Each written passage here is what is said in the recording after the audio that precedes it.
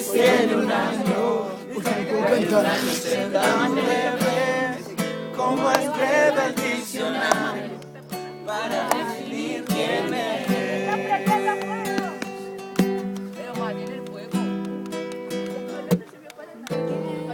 Un te quiero no es te amo, un te amo no es tan fuerte.